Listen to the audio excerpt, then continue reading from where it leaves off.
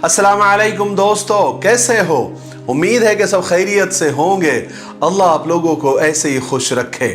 सबसे पहले तो मैं आपसे माजरत चाहता हूँ कि मेरे घर शिफ्टिंग की वजह से आपको 3 दिन इंतज़ार करना पड़ा, लेकिन इंतज़ार का भी अपना मज़ा है। जो मज़ा इंतज़ार में देखा न कभी वस्ल यार में देखा, क्योंकि जो मज़ा इंतज़ार में है वो तो यार के मिलने पर भी नहीं है। ठीक है, तो सरकार दो आलम सल्लल्लाहु अलैहि वसल्लम की पूरी जिंदगी पर बनने वाली वीडियो सीरीज जिसका नाम मोहम्मद सबके लिए है सल्लल्लाहु अलैहि वसल्लम, ये इसका नवा हिस्सा यानी पार्ट 9 है। थोड़ा हम रिकैप कर लेते हैं कि हमने 8वें हिस्से में क्या सुना। हमने 8वें हिस्से में सुना कि चचा अबू तालिब मुल्क शाम के सफर पर हुजूर पाक सल्लल्लाहु अलैहि वसल्लम के साथ गए और मुल्क शाम के सरहदी शहर बुसरा, जहां पर मुल्क शाम का सरहद था, वहां पर एक बहुत बड़ा गिरजाघर, एक कनीसा था, उसके सामने आपने पड़ाव डाला। उस गिरजाघर के बहुत बड़े आलिम बुहैरा राहिब ने किस तरह पूरे काफिले को खाने की दावत दी और आपको पहचाना और पहचान कर चचा अबू तालिब से कहा कि आप इस बच्चे को वापस मक्का लेकर जाओ और यहूदियों से बचाए रखना, वरना ये बर्दाश्त नहीं कर पाएंगे कि आखिरी नबी कुरैश में पैदा हो गया है।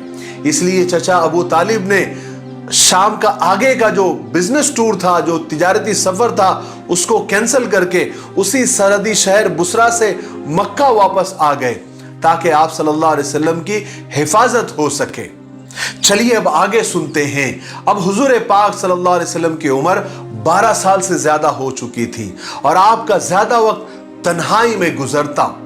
उस उम्र में बच्चे खेल कूद में अपना वक्त खराब कर देते हैं, लेकिन आपको ये बात बिल्कुल पसंद नहीं थी कि आप अपना सारा वक्त खेल कूद में खराब कर दें, बल्कि आपको इस छोटी सी उम्र से ही ये बात पसंद थी कि आप तन्हाई में खामोश बैठ जाएं और कायनात के जर्रे जर्रे पर गौर फरमाएं, फिर इस कायनात के पैदा करने वाले को पहचाने कि वो कौन है और कहां है। क्या वो इन पत्थरों की बेजान तस्वीरों में है या वो एक ऐसी जात है जो हमारी नजरों से ओझल है, छुपी हुई है, लेकिन हर जगह मौजूद है।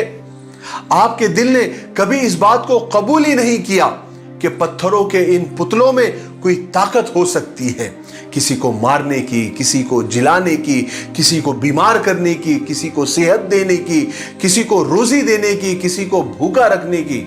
आपके दिल में बचपन से ही ये यकीन पैदा हो गया था कि ये तस्वीरें और ये लात हुबुल की मूर्तियां बेअसल और बेजान हैं।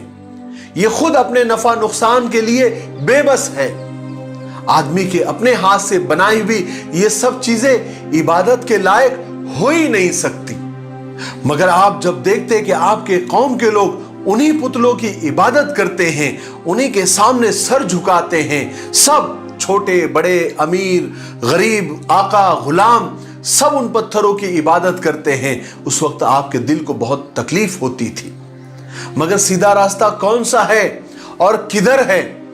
आप तन्हाई में खामोश बैठते और यही सब सोचते रहते। उस वक्त मक्का सारी बुराइयों का अड्डा बना हुआ था। ऐसी कोई बुराई, ऐसी कोई खराब आदत बाकी ही नहीं थी जो मक्का वालों में नहीं थी। शराब पीना, जुआ खेलना, कत्लो गारतगिरी करना, ये मक्का वालों के पसंदीदा और फेवरेट काम थे।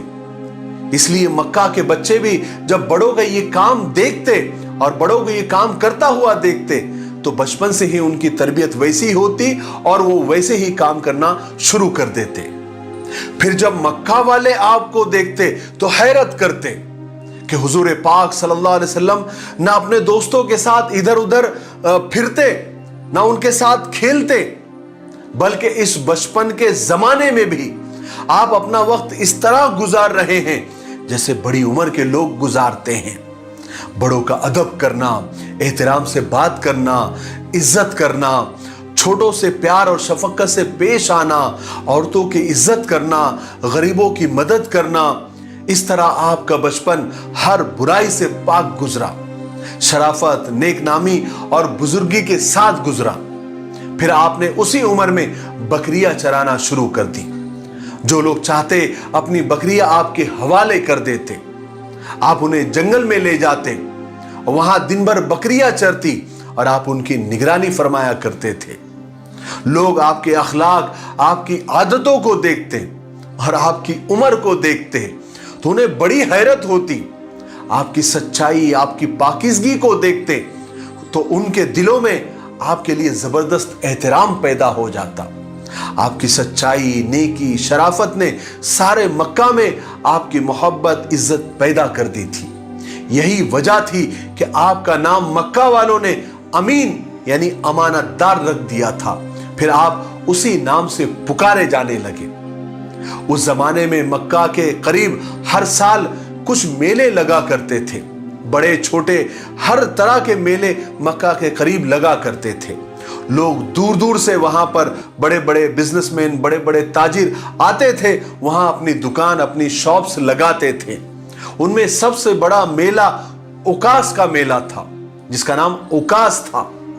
इन मेलों में आसपास के सारे कबीले के लोग एक साथ जमा होते थे और दूसरे मुल्कों के भी कबीले उसमें आया करते थे और अपने साथ ऐसे शेर लिखकर लाते थे जिसमें अपनी और अपने खानदान की और अपने बाप दादाओं की बड़ाइयां होती थी। और उकास के मेले में ये लोग जत्थे बनाकर और ग्रुप बनाकर बैठा करते थे और ये अशार, ये पोएट्रीज और ये नज़में पढ़ा करते थे। और इन्हीं बड़ाइयों के चक्कर में इनके आपस में कभी कभी जबरदस्त लड़ाइयां भी हो जाती थी। एक बार का वाकया है कि उकास के मेले में, उकास के बाजार में दो आदमियों में लड़ाई होगी और इतनी लड़ाई बढ़ गई कि उनमें से एक मारा गया। मरने वाला आदमी बनु कैस कबीले का था और मारने वाला बनु किनाना कबीले का था। अब मामला इतना बढ़ गया कि दोनों कबीलों में जबरदस्त जंग शुरू हो गई। मक्का वालों में इतनी जहालत थी और आसपास के कबीलों में भी इतनी जहालत थी कि जरा जरा सी बात पर सालों जंग हुआ करती थी। हालांकि ये जंग उर्दू कैलेंडर के ज़ी कादा के महीने में हुई।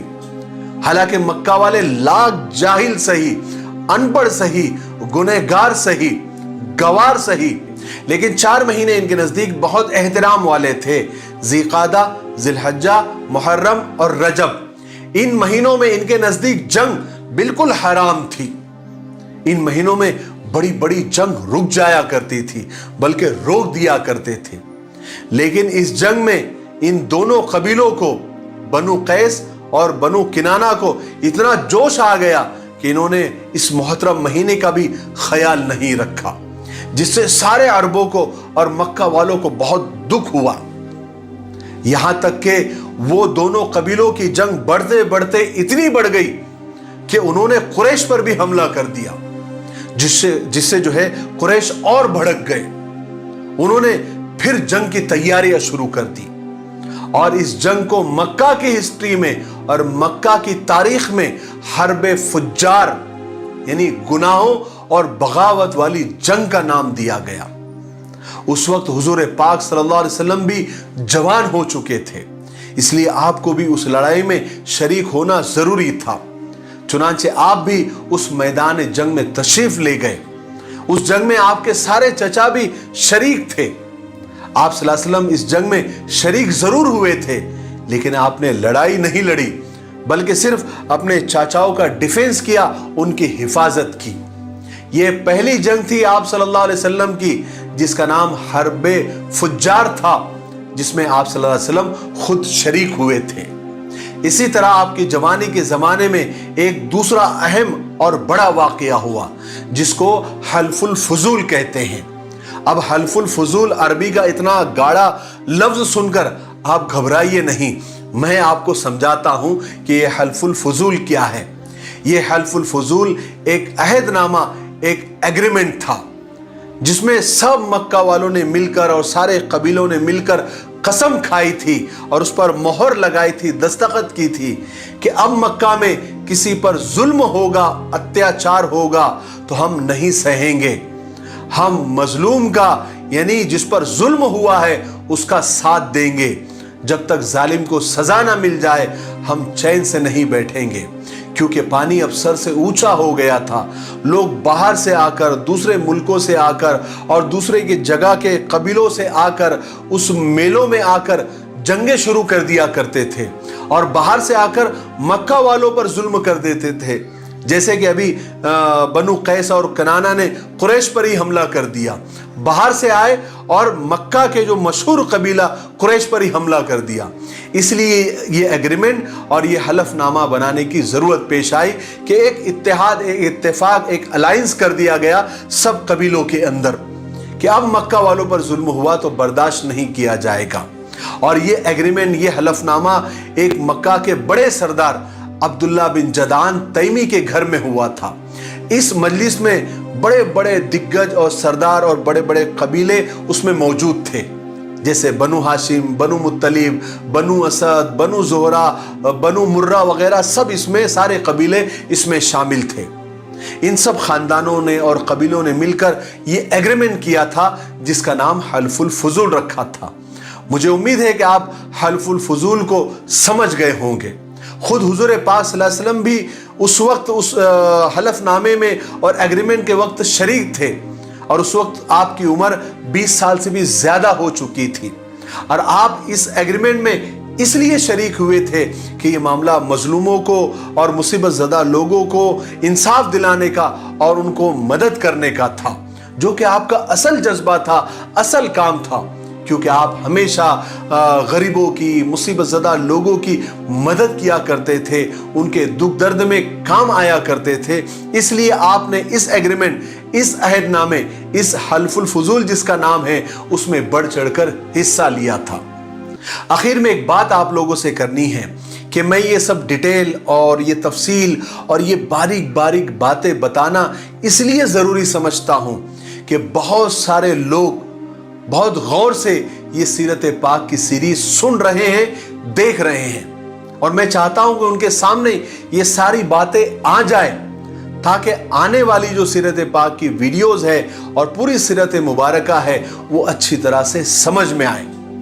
फिर भी मैं आप लोगों से पूछना चाहता हूं, अगर आपको ऐसा लग रहा है कि इन बारीक बारीक बातों की वजह से और डिटेल्स और तफसील की वजह से आपको समझने में कुछ दिक्कत हो रही है, कुछ मुश्किल आ रही है, कोई परेशानी हो रही है, तो मुझे कमेंट्स करके ज़रूर बताएं।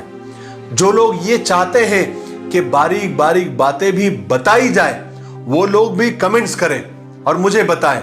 और जो लोग ये चाहते हैं कि बारीक बारीक बातें न बताई जाए, सिर्फ बड़े बड़े वाक़यात और बड़ी बड़ी बातें ही बताई जाए, वो लोग भी कमेंट्स करें ताकि मैं कंपेयर कर सकूं। मैं आपको बता दूं कि मैं रिप्लाई करने में थोड़ा सा सुस्त और कमज़ोर ज़रूर हूं, लेकिन एक बात मैं आपको बता दूं कि मैं आप लोगों के सारे कीमती कमेंट्स पढ़ता हूं, उस पर गौर भी करता हूं, उस पर सोचता भी हूं।